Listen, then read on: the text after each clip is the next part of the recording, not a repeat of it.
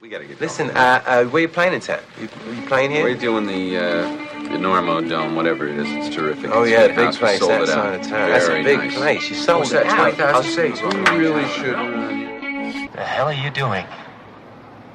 I couldn't sleep. I'm checking the ropes. There was a frayed end on your rope, and I'm cutting it out.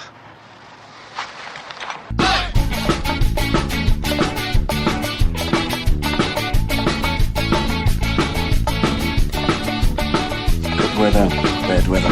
No, later, anytime good for climbing. Hello, and welcome to the Normal Cast. This is your host, Chris Kalous. It is March 12th, 2012, and on today's episode 7 of the Normal Cast, we have the second part of my interview with Patagonian Custodian Hayden Kennedy. I've gotten overwhelming praise for the first part, so hopefully you guys will enjoy the second part as much, and thank you so much for all the comments. On this installment, Hayden takes on his critics pretty directly, so look forward to that in just a couple minutes. I know in the last show I said I might try to get this out sooner than 2 weeks, but then the weather turned amazing here in Colorado and I started climbing. So with a little work mixed in there, 2 weeks went zipping by. Besides, if I had put it out early, then I'd felt obligated to get the next one out sooner, and pretty soon the whole schedule would have been jacked. So anyway, until PBR or Toyota or American Airlines calls with that full sponsorship deal and I can quit my job, I'm sticking to 2 a month. Don't you think the Enormocast and Pabst Brewing would make a great partnership? Anybody know anybody out there that works for Pabst? Let them know how much I enjoy their product, if you would. In the meantime, you guys can help out by visiting the website, enormocast.com, liking the Enormocast on Facebook, and subscribing to it on iTunes and leaving a review, if you would. And mainly just tell your friends, especially those that work at Pabst, to check it out. One more thing. If you haven't heard part 1 of the HK interview, it would certainly help to go back and listen to that, episode 6. I made 2 or more mistakes in the last episode, part 1 of the interview. The compressor, I said, was 400 pounds, and it's probably more like 200 pounds because people know this, I guess, because it's been pulled to the summit and then put back in some sort of weird kerfuffle about taking it away and putting it in someone's museum. And then they decided to leave it up there. So anyway, not that a 200-pound is any more ethically acceptable in alpine climbing than a 400-pound compressor. But hey, just wanted to make sure you guys know 200, not 400. So maybe some CrossFit gym can use it for some sort of exercise. Anyway, the other one is that I said that Cesar Maestri was something of an ice climbing wizard. Actually, on the 1959 ascent, the first claimed ascent of Cerro Torre, it was Tony Egger who was the ice climbing master, while Cesar Maestri, certainly versed in ice climbing, was more of the rock jock. And in the claims on that ascent was that the reason it went so quickly and they were able to climb the mushroom that time and everything else is because Tony Egger was such a good ice climber. All right, I feel better about that.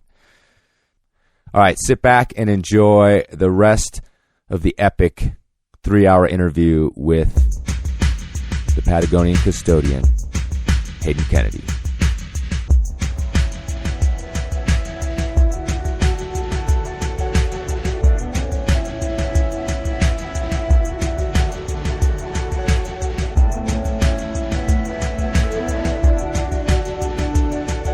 So you guys are back in the States. You left El Chalten. Well, actually, me and Jason left on separate dates. Oh, okay. So he left on the 30th, I left on the 1st. So you were like there for 2 days by yourself? Yeah. Oh, man. Yeah.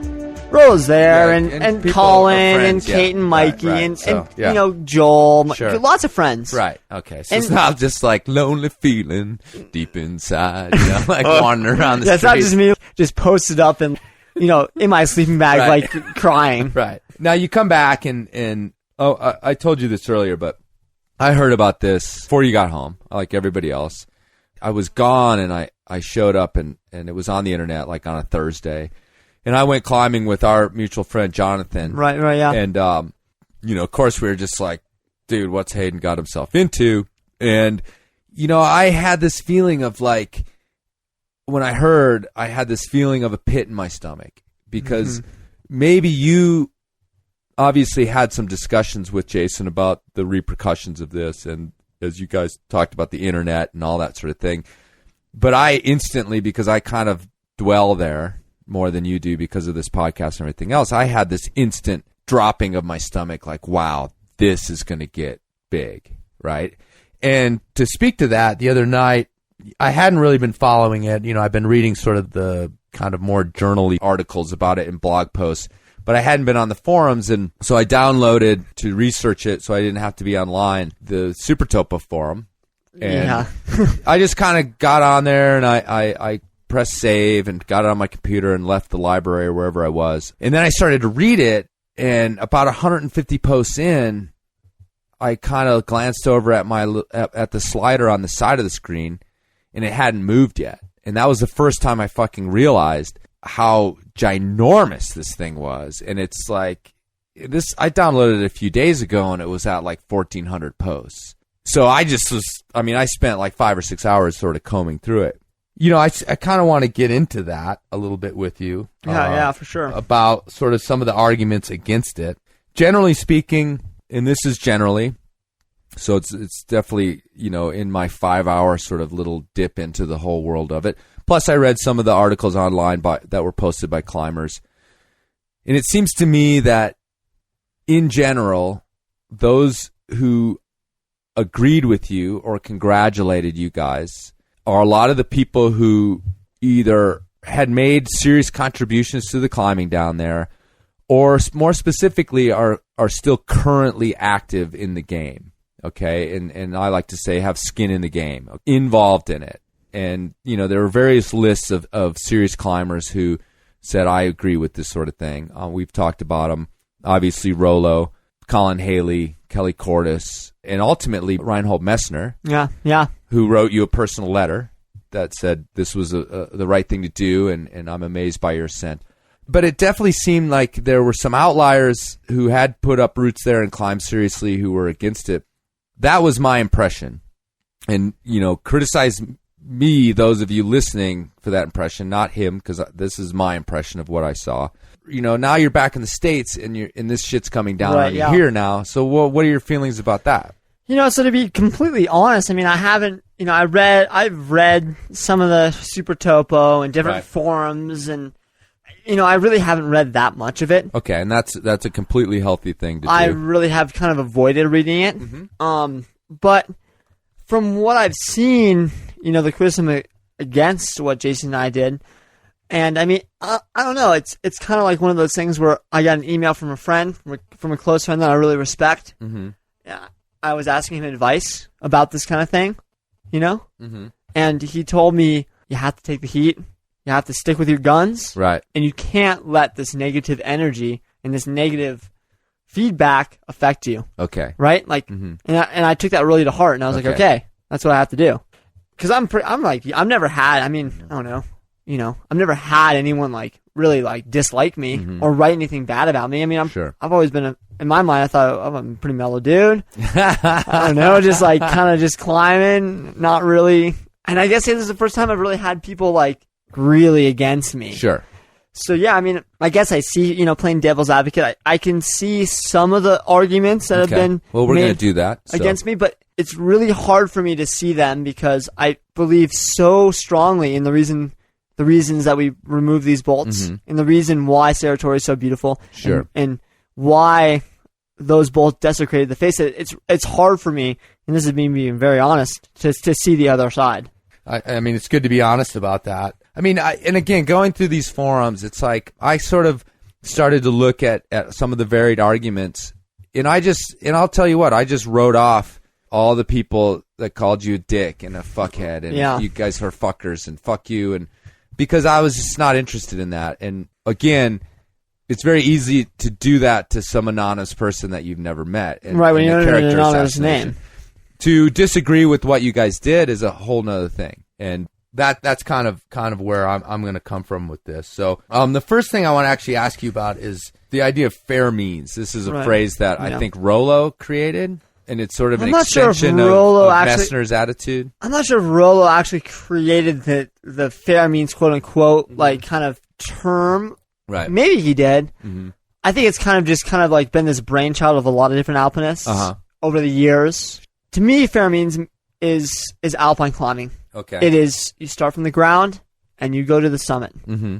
And you have your pack, your rack, and the rope and the shirt on your back. There is no use of fixed ropes. There is, you're climbing an alpine style. Mm-hmm. You leave the ground and you summit. Mm-hmm. Or you don't summit. That's the thing, right? Like you come down when the mountain has overcome you. Sure. And this is, something that we can't, it'll take us all night to get into the evolution of that. But basically, it's an understanding that you get rid of a certain amount of technical advantages, knowing and understanding that that's lessening your chances of success. Exactly. And so you are fully kind of sacrificing yourself to this mountain and to this experience. Whether, it comes down to like, you're willing to have this magnificent failure. Sure. Is how I've thought of it. Mm-hmm. Right? Like you're willing to have a spectacular failure. Very small chance of success. Right. And as a person on the outside looking in, because I'm not an alpine climber, I'm definitely simply a rock climber. My understanding of it is that as a community, those of you who sort of partake in this pursuit have found what that acceptable line is. Because obviously, if you want to play sort of kindergarten black and white, right and wrong games, someone would say, yeah, the naked free solo. Exactly. Yeah. And so that's absurd. Obviously, yeah. But obviously, there's a line. And people will say, well, those guys used wool, and now you guys are using nylon, or there's all these sorts of games to play. But I think in the end, even as a person outside looking in, I understand where that line is, and I say, yeah, things like fixed ropes, and there's a certain level of use of technology that's going to allow you guys to ascend without sort of breaking into that realm of, okay, this is unfair. Right. So I think that what fair means is, and I think it's hard to put a finger on exactly how fair means or whatever alpine climbing is, right? Because there's a big gray area in this whole thing, but it's rising to the mountain. It's not taking the mountain to your level. Sure. It's rising to the occasion, training harder, being better, or recognizing that you are not that good. Right. Right? And then maybe this is not meant for you, or you need to train so 4 or 5 years from now you can do this, or whatever it is. So a lot of people criticize us because we did clip 5 bolts. Okay, right? Yeah, and that's actually a great place to start, because Messner, he congratulated you, but in his own sort of treatises on the subject, for him, bolts are sacrilege. Yeah, period. Exactly. Yeah. So you guys have clipped 5 bolts that were already had been placed. Some of them by Jason and one of them by Jason and his and partner Chris, previously, and the rest of them from Hermano Salvatore. Yeah, Salvatore. Okay. Salvatore. Sorry. So you guys clipped those, and you also on the way up belayed on the anchors that we left. Okay, the anchors, which were Maestri's anchors. 2 anchors. Okay, so just to be clear, you guys used 5 bolts that had been previously placed and 2 of Maestri's anchors. So, a lot of people would criticize us, like, what is, and we're talking 5 bolts for progression, right? Okay. Up the mountain, using those bolts to increase safety and progression. That's simple as that. Okay. And, for me and Jason, 5 bolts to 400 seemed like a pretty reasonable trade-off. People that have said that they're the same thing, 5 bolts and 400 bolts are the same thing. It's hard for me to really understand that argument. But I think that bolts, I'm not against bolts. Like, people have now really associated me with like this, this traditionalist, this elitist who just hates bolts. I love sport climbing, right? And I have nothing against bolts, right? With reasonable use. So Serratori is on a very steep granite feature with many cracks, many cracks. And Maestri avoided all of these cracks and natural systems and placed so many bolts, right? Unacceptable in my mind. But with steep granite, and you've climbed lots of granite, you know that there are blank sections. Right. Right? There are sections that aren't protectable by any other pieces of gear. Bolts. Right? That's where the reasonable use, right there, that's the word, reasonable use of bolts comes into play. So there is a very reasonable use of bolts. 5 bolts on 1,000 meters of climbing. So that's LCAP sized. LCAP sized. Right. 5 bolts. 5 bolts, 2 anchors. Now, just to clarify, because we both, Hayden and I, understand that there are those who will be listening for us to make errors, and I'm sure I've made a ton. As me as well. But nobody knows how many bolts were on the compressor route. It's total. anywhere from 300 to 500. Right. I've heard all these different numbers. Sure. I'm in my, I don't really know, probably 400 to 450. Right. So we're just going to go with sort of 400 for conversational. So many people have said, you know, and reading these forums, that 5 bolts versus 400, what's the difference? And again, for me, and criticize me for this, you know, it's extremely, you want everything black and white. That's a very literally like a childlike way of looking at the world. There are nuances, and certainly 5 bolts versus 400 bolts is a monstrous difference.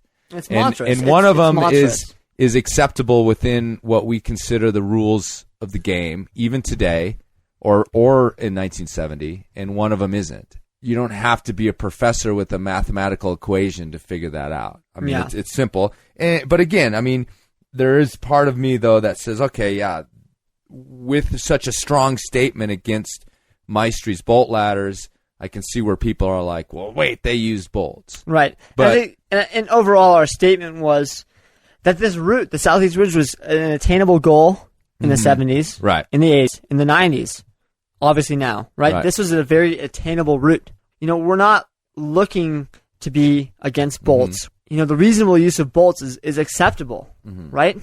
Someone might think that using a compressor is reasonable, and someone might think that, you know, you should never place a bolt, right? Like, where does that line lie? And that's where the gray area is. And for you, it was within reason to use 5 plus 2 anchors. You know, to us, it seemed reasonable. Yeah, and one thing that I think that is missing in sort of the argument, and one of the reasons that I am on board with the chopping of the bolts or the cleaning of the bolts, is that it's not just really about the bolts, it's about those things represent what he did to the mountain. And what he not only did with the perspective of 40 years later, but he, at the time, openly said, I am here to, you know, to make this horrible statement against this mountain. In his own words, he was talking about taking it down, a revenge route, a conquering route. And so if he had used pitons, if he had used, you know, aluminum ladders like they use them on Everest and on Himalayan peaks, it doesn't matter what the manifestation of that attitude was. If they were ladders, you'd have taken the ladders down. If they were bolts, you'd take the bolts down. If they were just cables, let's say he somehow strung a true via ferrata up there with cables, the cables would have come down. Yeah. So to focus on bolts as bolts isn't necessarily the issue here. The issue. That's a very good point, because it's a very good point. It really comes down to the attitude in which Maestri ascended this line. It comes down to the simple fact of attitude and respect for the mountains. All right, so moving on down the line of many attacks on you. Many. One sort of thing that kept coming up is how quote unquote young you guys are, and disparagingly on many of these sort of articles, and they kept using the word boys, these boys, and with discretion to the Italians that were kind of trying to work with English, maybe they just got it wrong. But it was clear to me, often anyway, this was seen as a slight to you guys. Yeah. You're 22. You were 21 at the time. Yep. Jason is 24. 24. But you guys have a pretty serious resume, you know, in terms of that. But respond to that.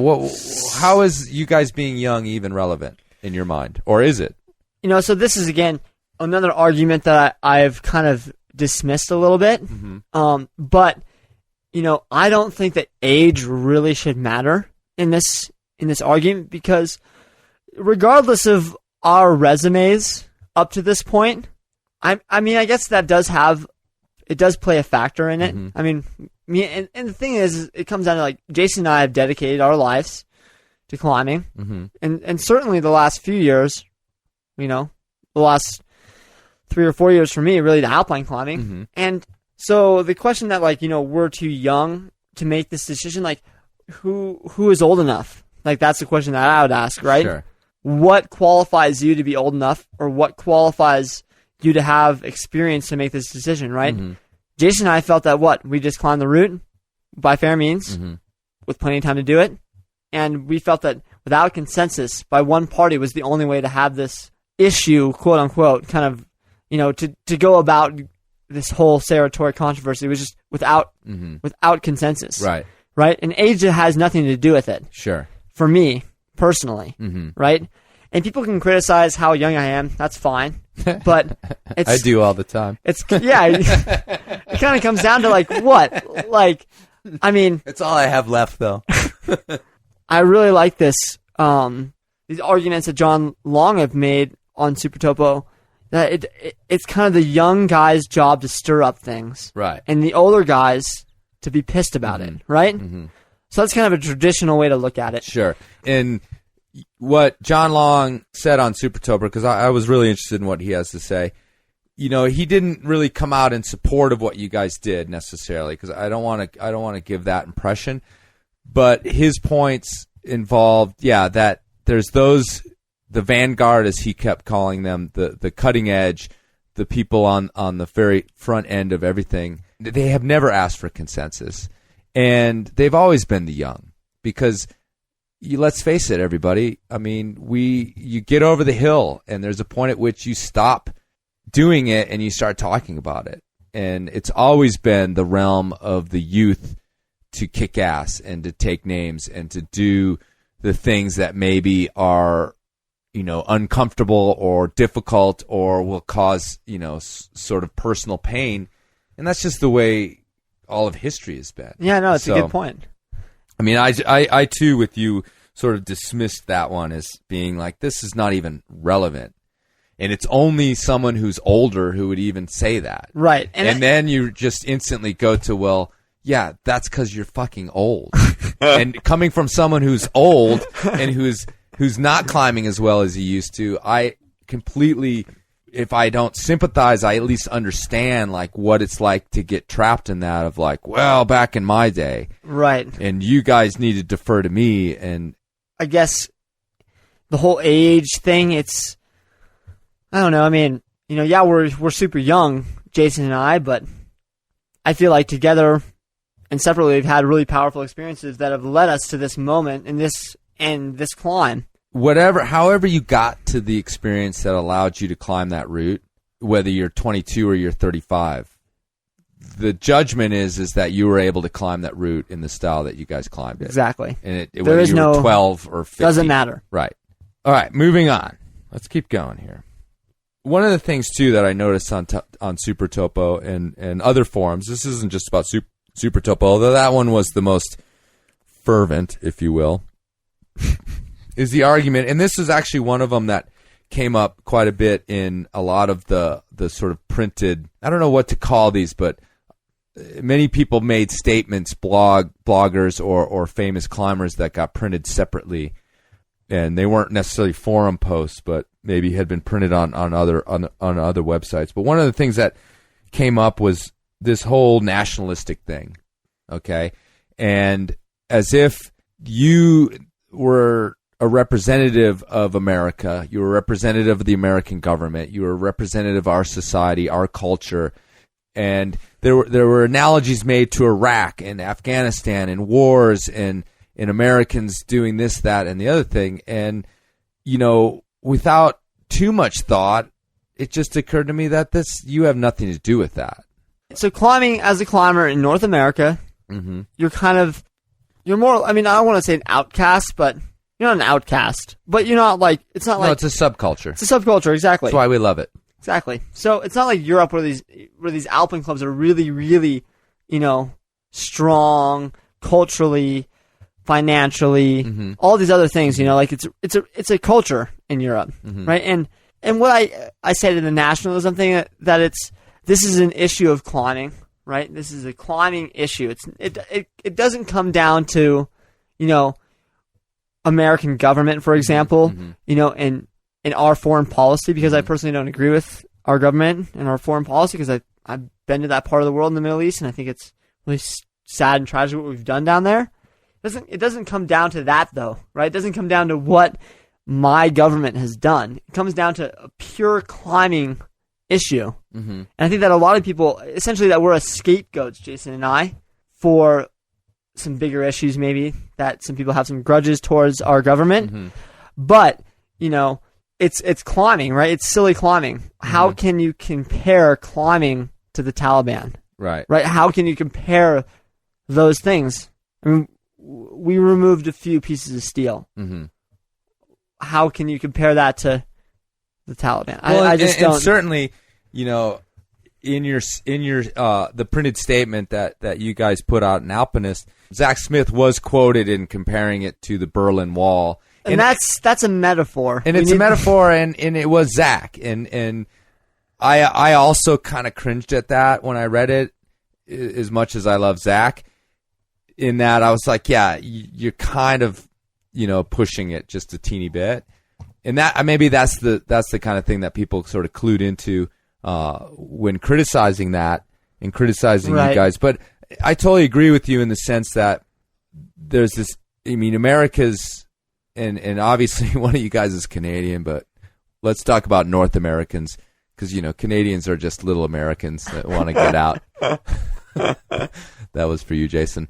Anyway, the idea that we're individualistic and we don't have Alpine clubs. I mean, we have the American Alpine Club, but they're desperate for membership, to be honest with you. And while in Europe, things are, for better or worse, there is this more idea of the collective. If you're a jogger in France, you join a jogging club, and in the morning you guys all meet and you go jogging. Or if you're a climber, you're within the climbing club, and at least part of you is going to spend some time, moving up through the ranks. So it's understandable that the Italians would sort of codify and rally around their boy, even if a lot of them don't necessarily believe his story, right, or whatever. They might disagree. They might disagree. So yeah, it's a pretty interesting thing for sure. Definitely another one of those issues that really caught Jason and I by surprise. Like, at least being one of the major issues in this controversy. That's definitely one of and especially in Argentina. And that's where I do empathize, and I do really understand the point of view down there. Now, as far as the Italians are concerned, the Italians went into a foreign country, Maestri anyway, went into a foreign country and did what he wanted to do, no different than Americans or Canadians going down there to do what they wanted to do. But yeah, the argument that the Argentines should have, been able to deal with it on their own, that does hold some water, because it is sort of their sovereign land. Not sort of, it is. And so that one, that one's one of them that I haven't been able to wrap my head around totally, whether or not it was up to them or up to you guys. But at the same time, I fall back on this idea of Patagonia having always been an international destination, as the climbing community, in my opinion, rising above nationalities, in that we are a global group. Yeah, a global group. And that clearly, like I said, some of these people in El Chalten that were on board with mobbing you guys really had no idea what was going on. Yeah, that's very true. So, but that one's a hard one to quantify. Like Jim Donini also hasn't necessarily come out in support of you guys, while he completely disagrees with Maestri's intentions on the compressor route and disagrees with the compressor route. He continues to maintain that he has always felt that it was a local issue. Yeah.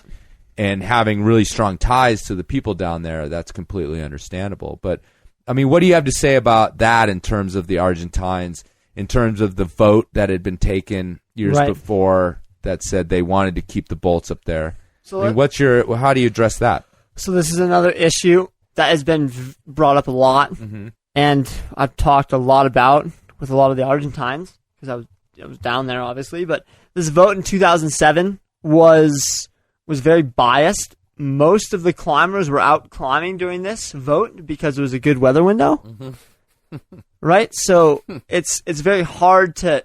It's again, this group mob mentality of people that are against this bolt chopping.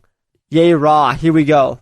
We're against this. Mm-hmm. Boom, mm-hmm. Vote. We have the say. And just to put it in perspective, in my understanding, there was about 40 people there, or maybe even exactly 40. Something like that, yeah. And then it was 30 were for leaving the route there. 10 were against. And 10 were against. Exactly. Okay. And so, not all of them were climbers. In fact, most of them were not. The majority were not climbers. Right. So that's one thing to consider. The other thing to consider is, how do you qualify a local? Rolly Garabati has been spending more time in Patagonia than most anyone since 1987. Mm-hmm. So is he a local? Most of the people that live in Chaltén don't consider him a local. Mm-hmm. But he's climbed more in that range than most people. Mm-hmm. Right? Silvo Caro, he's a Slovenian. Mm-hmm. Again, climbed more there than most people. Right. And Mano Salvatierra spent over 50 nights bivvied on Serratore itself. Right. Right? Is he a local? No, of course not. That sounds horrible, by the way. It does sound horrible. Why would you do that? So, what's a local? Who is a local, right? Right. So this vote in 2007, in my mind, I mean, there is no vote, right? So this is a very... Climbing is the art of freedom. Mm-hmm. And there's never been democracy in climbing. No. There never will be. That's why we all love it. That's a very unanimous thing. Because we have the right to do what we want on this canvas, which is climbing. Mm-hmm. Maestri had the right to put the bolts in. We had the right to take them out. Mm-hmm. Just as much as someone has the right to go up there and put plastic holds up the entire head wall. So there is no vote that will ever, and I mean ever, there is no consensus. Why would you even attempt to try to do that? Because who has the right? I don't have the right. The Argentines don't have the right. No one does. This is a mountain. Well, it's interesting because I think it's very easy for the people who want to find fault with you guys to fall back on this one. But I want to say, as an analogy, every single one of us climbers have a local area. And the last thing we want is the local non-climber people to come and change it. Come in and get in our way about what's going on up there. And I think of Rifle locally here. And luckily for us, the town council and those people have come to understand what we're doing up there and have come to see it as something that's benefiting the town. But it took a really long time because they just flat out didn't know what we were up to. And, frankly, I don't want them making the rules for us in that park just because some sort of legal territory idea says that it's within the city limits. And so Joe Schmo Mayor gets to talk about how we climb up there. And frankly, I just don't, that's just absurd. And most people would, like I said, live in climbing areas where the last thing they want is the local bureaucracy getting involved in how you climb. And there's an international incident here, and I understand that. And I also have a perspective, having traveled quite a bit down there. I have not been to that particular spot in Argentina, but I spent plenty of time in Argentina and Chile. And I do understand that they have a history of meddling with, at least the United States. The Canadians, They don't meddle with anybody. Good on you, Canadians. Good on Canada. But the USA, it started with Pinochet, or started with Perón being involved in that in Argentina, and to Pinochet in Chile. So I totally empathize with this automatic reaction of, wait a minute, Americans, or in this case, North Americans, coming down here and fucking with us again. Right. Again. Right. And everybody is prickly about that. I can empathize with that as well. I can empathize, but at the same time, as a climber, it's very different. I'm not interested in that. I've been to the Middle East where we've had to circumvent local kind of rules about climbing that made absolutely no sense. And I'm completely happy doing that because I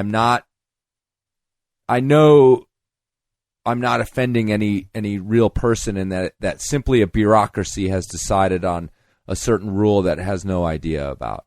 So yeah, it's a tricky one. It's definitely a tricky one, and I'll say this too. I feel like without the climbing down there, who knows what would be going on there.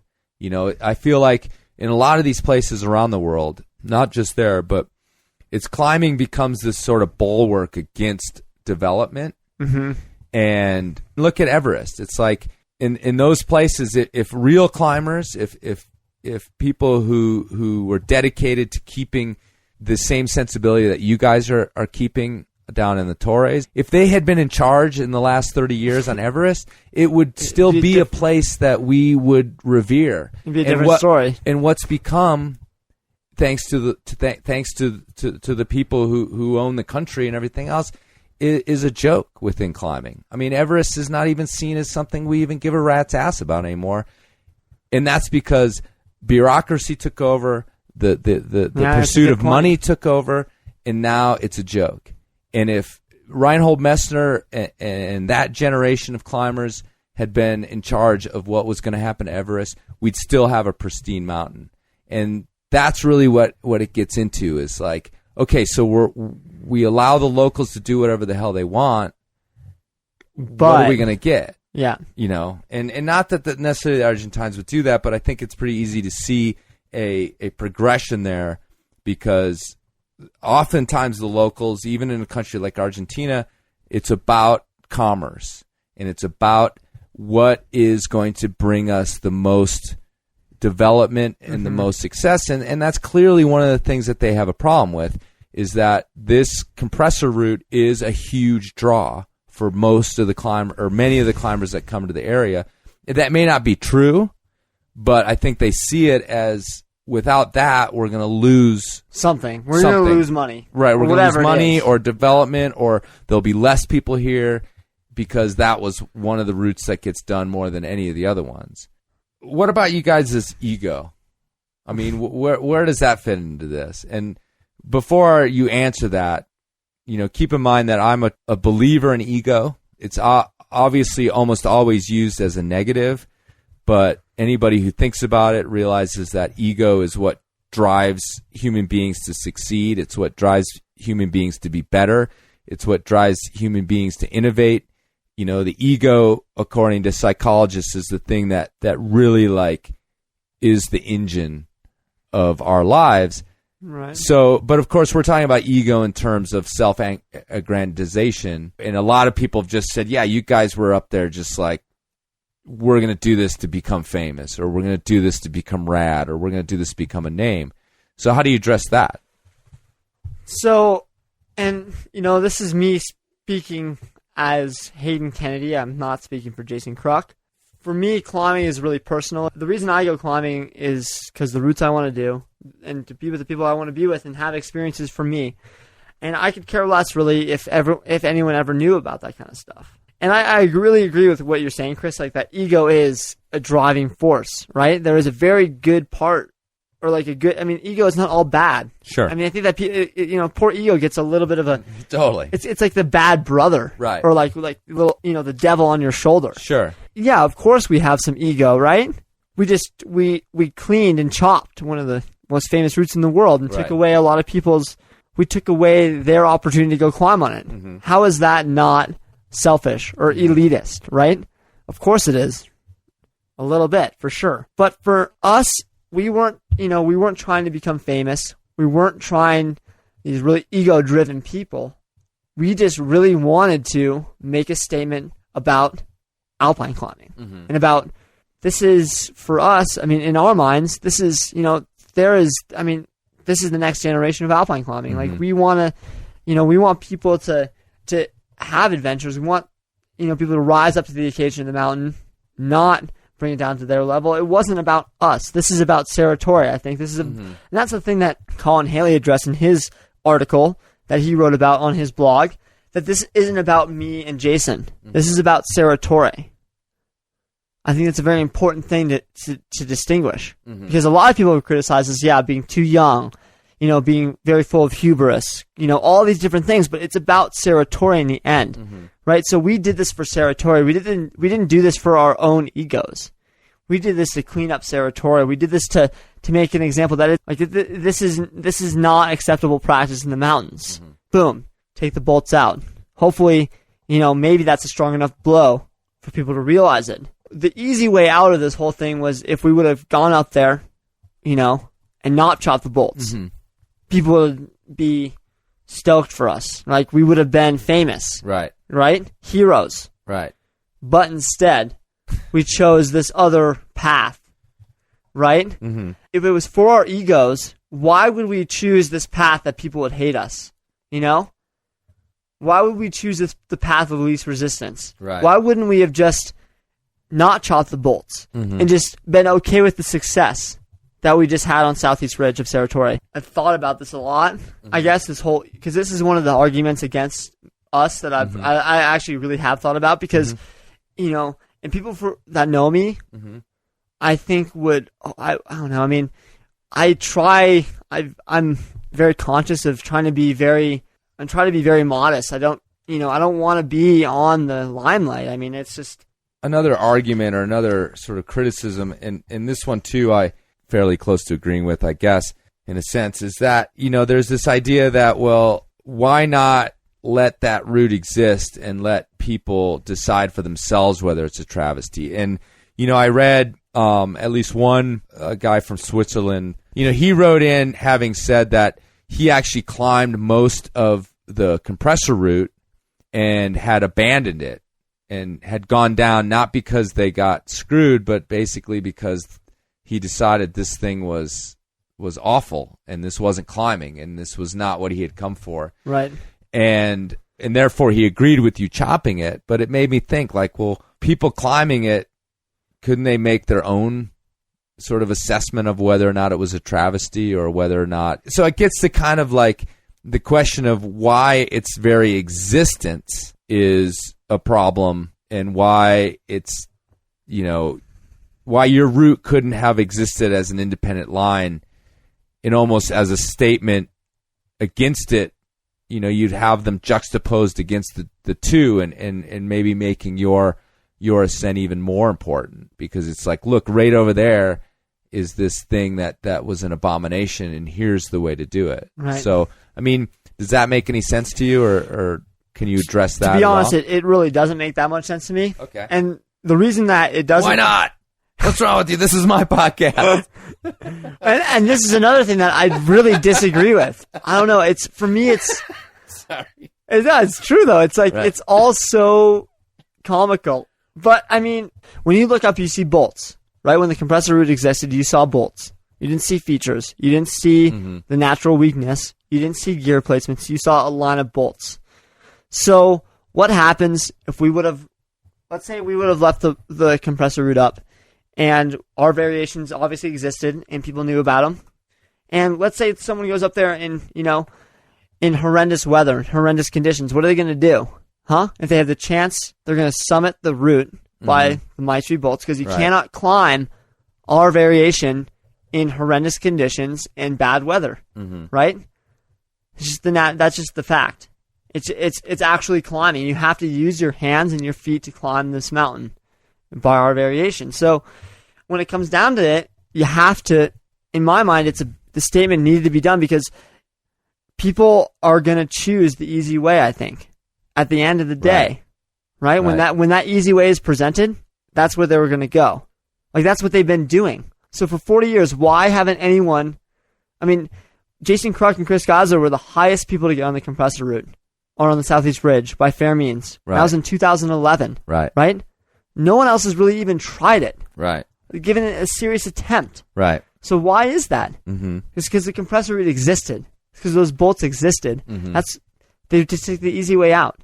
Like, why has no one really seriously tried that in 40 years? Right. It baffles me. Right. Because as you it's said right earlier, next to you. Well, and as you said earlier, what did you guys end up rating your route? 511 A2? 11 plus A2. 11 plus A2. That's within the realm of possibility 20, 25, 30 years ago. It's not like this thing, it was waiting for people to be good enough. No. It was waiting for people to have the vision, and it was clearly that was blurring the vision. And the thing about it is this, it comes down to this. It's waiting for the vision. It's having humility. It's coming down to the fact of, yeah, the conditions aren't right for this mountain right now. Right. And even if I did spend, $4,000 on tickets to get down here or whatever. Yeah, the conditions aren't right. This mountain isn't, you cannot climb it right now in these conditions. And that's the natural state of the mountain, right? When we did it, the natural state was amazing. It was perfect. We were lucky.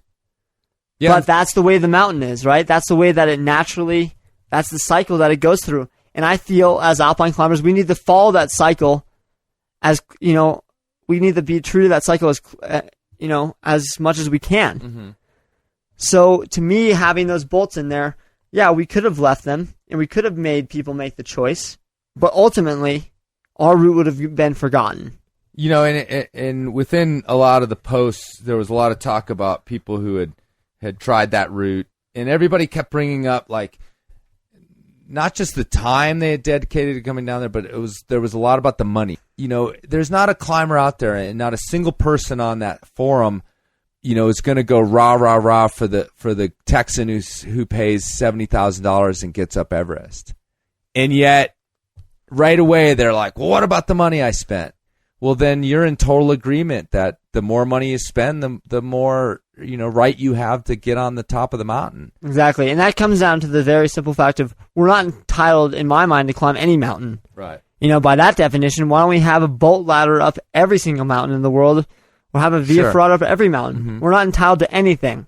So the whole money issue is, well, if you want to talk about blowing money on an expedition, why don't you go to the Himalaya and blow way more money, get way less fit, and summit nothing. Right. I mean, I did that one time in Nepal. Right. Happened exactly to me. I couldn't climb anything. I got way less fit.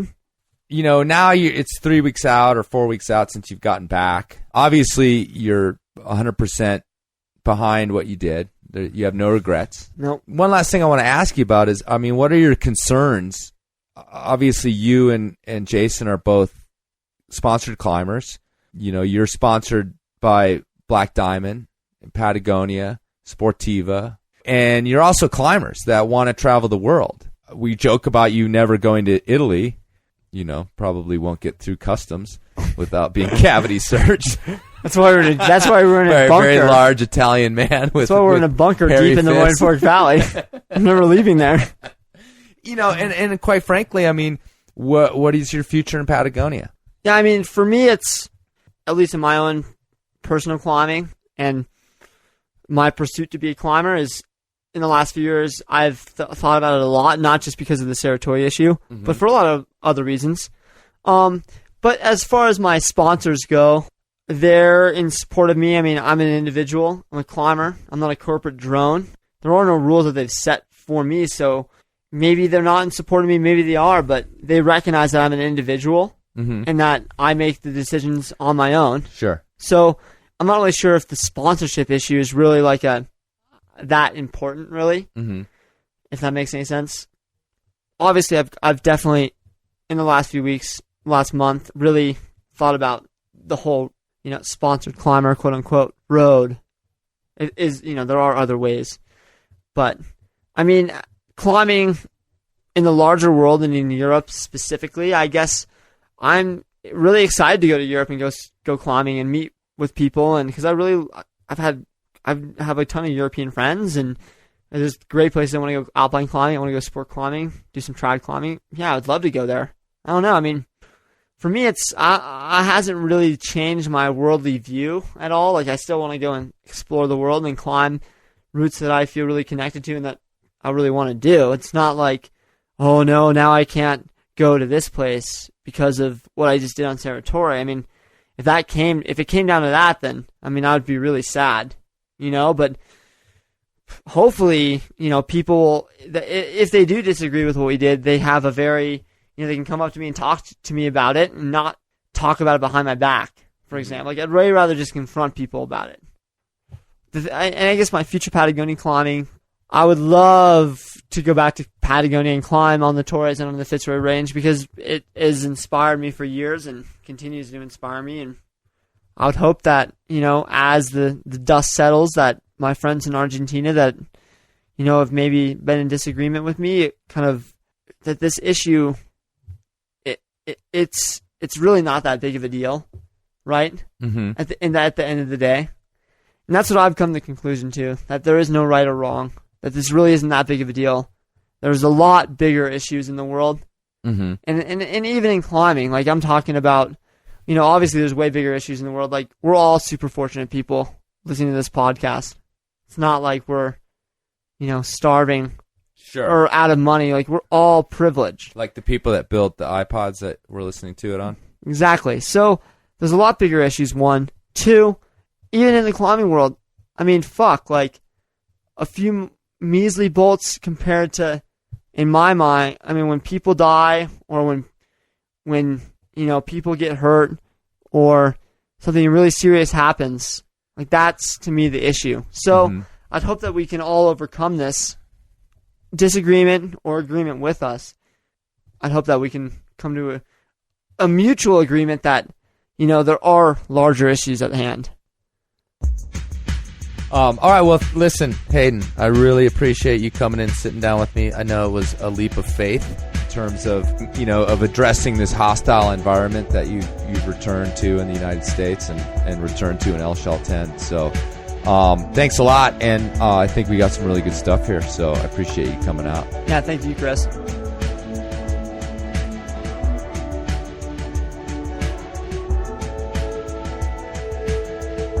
All right. That's it. No more. Those two parts 1 and 2, were edited down from about 3 hours or over 3 hours on the mic and a better part of a 12-pack. So there's not much left to say on the subject. What I would love to see next season is for Senor Garabate to put his money where his mouth is and finish the job. And that's the job that Maestri actually started himself, which is something we forgot to mention, is that when Maestri began to descend in 1970, he started chopping his own bolts, wanting to clean them all, and his partners, because of coming weather, talked him out of it. So yeah, Maestri wanted it chopped himself in 1970. So I'd love to see Rollo gather some like-minded Argentines and clean the rest of the detritus off the route. Leave the anchors and such used by David Lama on his free ascent and bring the compressor down to be displayed in El Chalten. If HK and Jason were the vanguard, like Largo said, then Rollo and crew would be like the light infantry coming in to mop up. And afterwards, the history was destroyed. People can fly down to Patagonia. They can get their picture taken standing on the compressor. Maybe it's in a little park in El Chalten, like little Midwest towns that keep cannons and tanks in there. And now the new locals would have to argue with the old locals, but at least they can do it in Argentine Spanish. I think HK and Jason were kind of like the acolytes that threw themselves on their own swords. And now the high priest should take some of the heat, stand up for what he believes in, and finish off the job. Anyway, next time on the Normal Cast, we will not be talking about Patagonia, I hope. So tune in. See you in a couple weeks. Thanks for listening. Look, you better get up there before you panic. Those pens are loose. You're very good. I have really enjoyed traveling with you. I don't think so. But we shall continue with style.